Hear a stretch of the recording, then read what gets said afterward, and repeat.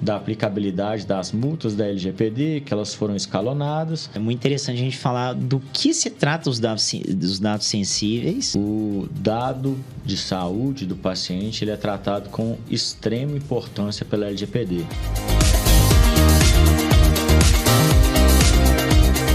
Muito bem-vindos a mais um podcast Seguro e Médico que traz informações da área de saúde para o seu dia. Meu nome é Cassiano Oliveira, advogado, especialista em direito médico, consultor empresarial, e hoje no nosso episódio falaremos sobre Lei Geral de Proteção de Dados. E mais uma vez o Rafael aqui.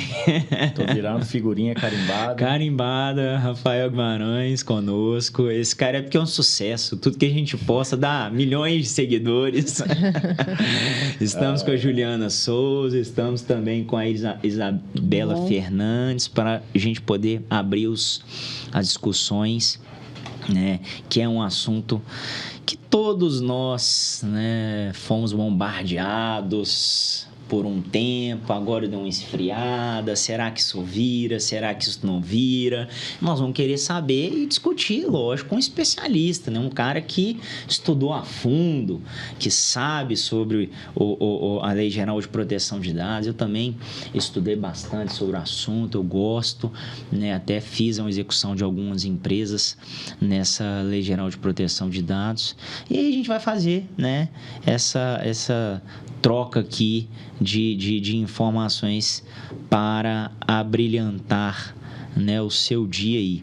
Então, se você quiser falar um pouquinho sobre a origem da LGPD, Rafael? Perfeito. Meu nome é Rafael de Oliveira Guimarães, sou advogado, sou atuante aí na Lei Geral de Proteção de Dados, sou certificado na OneTrust, que é a maior empresa do mundo de gestão de dados, que atua com a LGPD, com a GDPR, e a Lei Geral de Proteção de Dados, ela iniciou aqui no Brasil nessa vigência em 2018, ela tem uma vigência escalonada, de acordo com a lei, foi passando os tempos, as empresas tiveram um prazo para poder se adequar, e a Lei Geral de Proteção de Dados ela vem de um movimento mundial, onde na Europa foi classificados os seus dados como pessoais e da pessoa, e não das plataformas de internet. Então, a maior lei que teve influência na legislação brasileira, que é a LGPD, é a GDPR, que foi criada na Europa, e ela vem muito relacionada àqueles famosos documentários que a gente já viu, que é privacidade hackeada, entre outros, que são casos verídicos de pessoas que atuavam na área e tiveram influências em decisões globais. Muito ligado à LGPD, a gente viu agora na eleição, os casos de fake news. Então, como toda lei no Brasil, ela é uma lei que já está em vigência, mas o que está em foco agora é a questão se ela vai pegar ou não, né? Assim como todas as leis no Brasil. E você tem algum caso concreto assim que está em voga hoje no Brasil? Perfeito. Porque é interessante falar, porque realmente deu um estardalhaço tremendo sobre o LGPD no Brasil, e aos poucos isso foi diminuindo, porque depois, quando veio o ChatGPT, acabou o assunto. ChatGPT hoje, se você for verificar, tudo hoje o pessoal está falando sobre inteligência artificial, e tomou uma proporção tão tremenda, tão grande, que as pessoas foram esquecendo da LGPD, que é super importante. E aí eu falei assim, bom, seria interessante a gente fazer um episódio para poder abarcar essas informações, e eu tenho certeza que você vai trazer aí Perfeito. Um ótimo, né? Tem um caso que acredito que todo advogado já foi bombardeado aí com perguntas, com clientes pedindo. É o caso que o Facebook, né, famoso Facebook, foi condenado a uma multa para que cada pessoa que tivesse os seus dados vazados, o Facebook teria que pagar entre, se eu não me engano, 5, 6 mil reais. Então, o próprio Facebook, ele existe ali uma ferramenta que você vê como que seus dados foram usados, e esse passo a passo ele foi divulgado na internet e muitas pessoas conseguiram ver. Eu, inclusive, vi que até, por curiosidade, eu fui ver se os meus também foram vazados, né, estudar o caso a fundo, e você vê lá suas curtidas, suas cutucadas que existia no Facebook, todos os seus dados, desde quando você entrou no Facebook, está tudo lá para você fazer o download. E foi uma decisão de primeira instância que, a partir dos vazamentos que você pode averiguar, você poderia executar o Facebook entre 5 e 6 mil reais. E o que acontece? Existe um entendimento, existe uma previsão de que são milhares de pessoas no Brasil, o que, consequentemente, acarretaria bilhões de prejuízo ao Facebook. Então, essa sentença, essa determinação judicial, hoje em dia ela é alvo de recurso, então ela não é executável. Então, você que está ansioso, querendo executar o Facebook, achando que você vai pôr um dinheirinho no bolso, por enquanto não é executável. E, inclusive, várias pessoas estão manifestando nos processos, porque também foi alvo público os processos. Então, nos últimos 2, 3 meses, praticamente a única coisa que o juiz tem feito no processo é desentranhe essa petição dos autos, tire essa petição desse advogado desse processo, porque não é aqui que ele tem que fazer. Então, se você quer executar, vamos deixar a prestação jurisdicional ocorrer, vamos deixar essa multa transitar em julgado, não haver mais possibilidade de recurso, para que aí sim, caso seja confirmada essa multa, o Facebook fazer execução. O que se pode fazer de início é seguir essas orientações que a gente pode disponibilizar e ter os seus dados salvos, para que, caso seja formalizada a multa, seja confirmada, você faça a execução. Entendi, ou seja, eu estou achando que isso não vai dar em nada. Vamos ver, né? Assim, o que acontece? São valores bilionários, né? Então, não é um processo tão simples. O tribunal provavelmente, tribunais superiores, e existe sim essa discussão acerca disso. Existe uma questão acerca da discussão sobre sua vigência em 2018, se não me engano. Aí não tinha um órgão regulamentador, hoje já tem? Tem sim. Hoje em dia já tem tudo, já tem toda a estrutura, mas a gente está naquela fase de levar para o judiciário aplicar as sanções. Então já existem algumas sanções, já existem... Ela saiu de fato do cenário, mas sim, está tramitando várias ações, já existe essa penalidade, mas como outro caso famoso, que foi o caso da Uber, né, com as trabalhistas agora, que saiu essa semana, são ações que, pelo valor bilionário, a gente vai ter que ver a revisão da segunda instância e dos tribunais superiores. Entendi, interessante.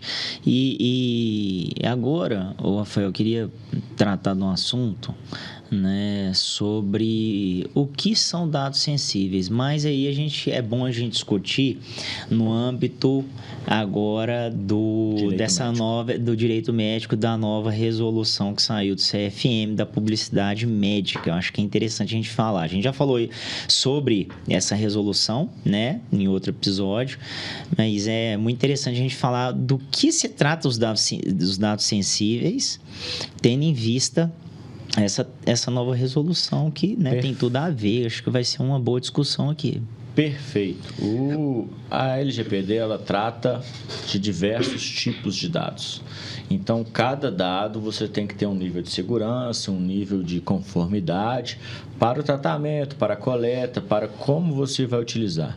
Então, para os médicos, donos de instituições de saúde, é muito importante frisar que o dado de saúde do paciente ele é tratado com extrema importância pela LGPD.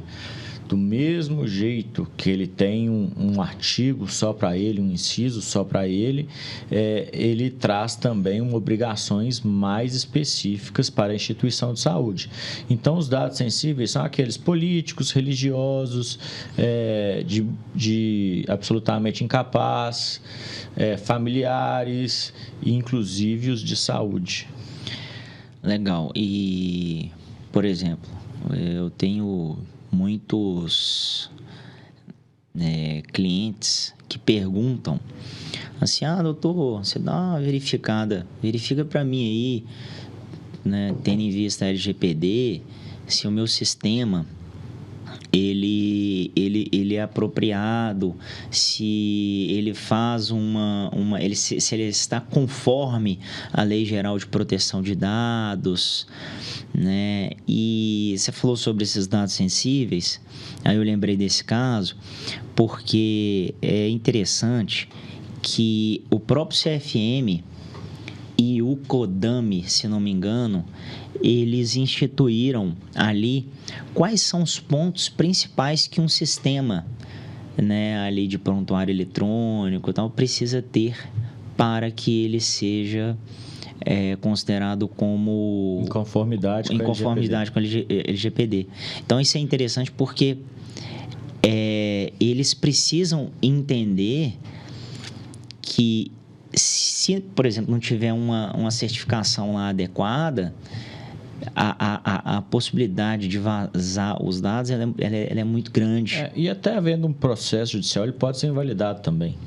Então, essa é uma discussão que, é igual eu disse no início, a gente está vendo como o judiciário vai entender, mas os órgãos de classe em geral, já existem algumas análises para definir o que é a conformidade com a atividade.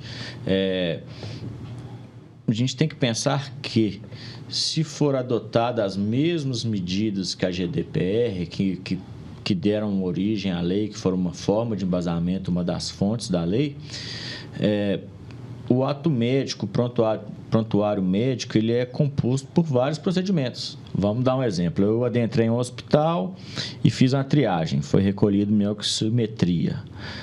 Ela vai para o prontuário. Fui direcionado para um cardiologista. O cardiologista me pede um outro exame. A aparelhagem do exame cardiológico vai gravar meus dados. Eu preciso ter um outro termo. Voltei e fui redirecionado para outro médico, outra especialidade. Faço outros exames. Tem que ser colhido outro termo e meus exames vão ser... Para cada um. Para cada procedimento médico, por serem dados sensíveis e de saúde, tem que existir um termo livre de consentimento. Livre e esclarecido. Consentimento livre e esclarecido. Era o que eu ia te perguntar. Então, no termo de consentimento livre e esclarecido, seria necessariamente cada um tem que ter o seu... Para cada ato médico, cada exame, tem que existir um termo livre e esclarecido de consentimento. Isso é algo bem importante. Por quê? Porque um é o raio-x, o outro é um exame de sangue. Isso tudo as instituições de saúde têm que ter termos próprios. Então, é muito difícil, não é algo simples, os fatos dos dados de saúde serem arquivados e tratados dentro de um hospital, dentro de uma instituição de saúde. Por isso a importância de sempre ter uma consultoria, ter um programa. Já existe esse movimento. A lei deu vários anos para as empresas brasileiras se adequarem, mas de fato é aquela história, foi dada a mão, o pessoal quer um braço. O que eu vejo hoje são muitas instituições que não estão adequadas ainda, né? Ainda. Depois de muito tempo, achou que era brincadeira, isso não vai dar em nada, né? Então... E aí, daqui a pouco, quando começar a ser fiscalizado e começar a tomar as multazinhas milionárias, aí eu quero ver todo mundo se movimentar. Porque é igual Receita Federal. A Receita Federal começa de cima para baixo. Quem paga, quem só nega muito imposto, é que eles vão. Os pequenininhos não vão, não, mas depois vai. Uma hora chega. Uma hora chega. Uma hora chega. E é uma reação em cadeia, né? É igual essa ação do Facebook. Essa ação do Facebook foi para a mídia me colocaram num grupo com 70 pessoas querendo ajuizar a ação, sendo que nem pode ajuizar a ação. Nem tá liberado ainda, né? 70 pessoas me perguntando, foi um caos na minha vida, literalmente.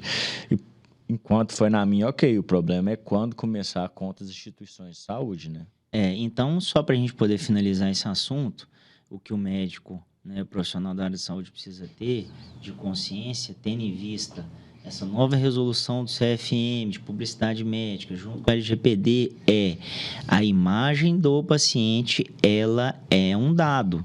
Então, tem que tomar muito cuidado, tem que ter um termo de consentimento livre esclarecido, autorizando. Você precisa de termos adequados para autorização de exposição de imagem. Então, a Lei Geral de Proteção de Dados, além de você ter sistemas adequados, de acordo com o que o CFM aprova. Porque, se não for certificado, você pode ter problema lá na frente. Até fiscalização do próprio órgão regulador, CFM, CRM, enfim. E perfeito. O uso da imagem sem a autorização com fim comercial, ela já é simulada pelo STJ, que dá dano moral. Então, ele é um dano moral in re ipsa, que a gente gosta de falar, que o próprio ato sem autorização, ela já gera um dever de indenizar de quem teve a imagem utilizada. Então, muito cuidado. Ou demais, perfeito. Considerações finais, Rafael? Você tem alguma coisa para poder falar? A gente tem alguns temas, né? A gente pode trazer depois trazer mais algumas pessoas para falar sobre o tema. A questão é que, dentro da LGPD, os dados médicos, os dados de saúde, são os dados que se precisa ter maior cuidado. Então, tendo em vista que já está saindo as penalidades, tendo em vista que a tendência da lei é realmente pegar, é importante agir, porque o prazo já foi dado, o prazo já foi ultrapassado e estamos vendo várias empresas que não estão adequadas, né? Maravilha, meu amigo. Muito obrigado novamente, Rafael Guimarães, Juliana Souza, Isabela Fernandes, né, por esse bate-papo. Acho que é super interessante trazer bons assuntos. E esse foi mais um episódio do podcast Seguro e Médio Gestão de Risco Profissional, um canal para saber tudo sobre a área de saúde. Não deixe de nos seguir, compartilhar e dar o seu like. Se quiser saber mais sobre o assunto, entre no link que está logo abaixo da bio. Um forte abraço e até o próximo episódio.